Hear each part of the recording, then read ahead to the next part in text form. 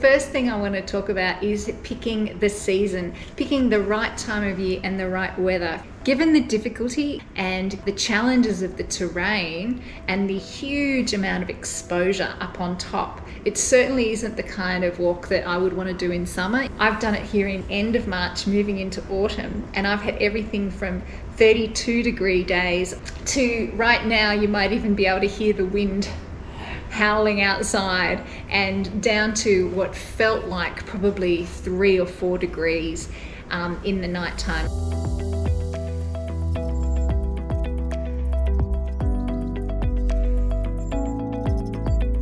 So once you've picked your season, jump on into the Parks Victoria Grampians Peaks Trail website.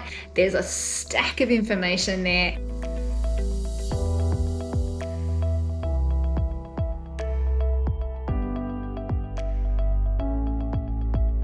What type of experience do you want to have? Do you want to do an end-to-end solo like I have? Or do you want to have something that's with a guide? And if you're finding your feet, if you're just starting out in bushwalking, or if you just feel like you want someone else to do the cooking or someone else to help you with planning all these logistics and stuff like that, absolutely grab yourself a tour guide. Having a guide, having someone who can answer the the questions like, why is the rock formed in that angle?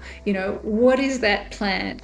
That kind of interp, as well as someone who's super experienced in wilderness first aid or remote area first aid, in navigation, they know the route, they can take the work out of it. Now, if you're wanting to walk the trail independent like I did, you've also got the option of having some food drops. I had a food drop in Halls Gap. Well, I just sort of picked up the bag that I'd left behind, and also one at Jimmy Creek. So that split it into roughly sort of 4 days each of food, which is a good amount of food to be carrying on a multi-day hike. So you could totally do those food drops yourself, save some money, definitely protected from animals, or you could, again, get one of the local tour operators to organise those food drops for you. One of the most important things to plan for is water. How you'll carry the 4 to 6 litres a day per person, and how you'll treat it along the way to make it safe for drinking. The official map shows the locations of the service water tanks. These are the most reliable source along the way because when there isn't much rain, water at those hike-in campgrounds can't be guaranteed. Another part of the logistics to think about now is your travel. So travel and transfers or shuttles. So a train and 2 buses from Melbourne Southern Cross got me into Halls Gap to start.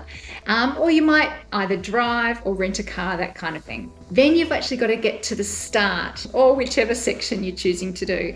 So again, you can hit up the local tour operators for some shuttles. The stretch of the Grampians is, it's 165 k's from north to south, and that drive takes a while. So you might be surprised at the cost of these shuttles.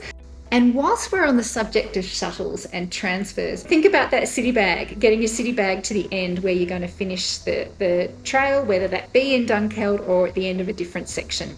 And of course, if you're doing the trail with a couple of friends and you've got cars, then this is absolutely, you can do your own shuttles, your own transfers, your own food drops, making it all work for yourself on a budget. All the way along the track, the mobile phone coverage goes in and out the whole time, and you cannot rely on it. So if you need to call for help, you're going to need to get yourself, and I thoroughly recommend, I think everybody who does the GPT should be carrying a PLB. That's a personal locator beacon. And the other option is something like a 2-way communication device, like a Zoleo. So this way you can actually send text messages back as well as calling for help.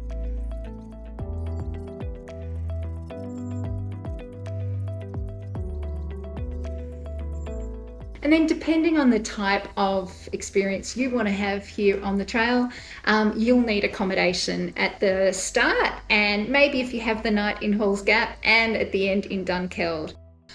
Ideally, I reckon an early start is always going to be good, especially if you're going to have warmer weather. So to get up and to be walking when it's cooler. There was one day that was the 32-degree day where I actually got up at 5 o'clock and was walking in the dark.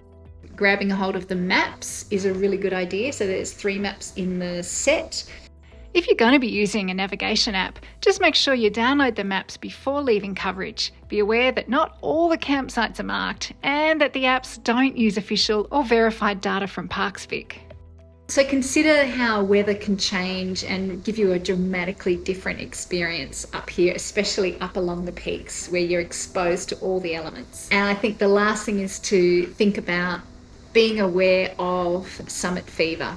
Think about making wise choices, like if the weather or if the conditions or if your body or someone in your group, something's not quite right, just take slow and measured, well thought out decisions about what you might do that day. And connected to that is to also make sure that you have really good first aid skills. There's going to be loads of other resources here. So there's other videos, there's links to other information to help you out. But for now, I need to finish packing up my little kitchen set here from my morning coffee, and the whiteout has cleared. So it's time I got to move on my last day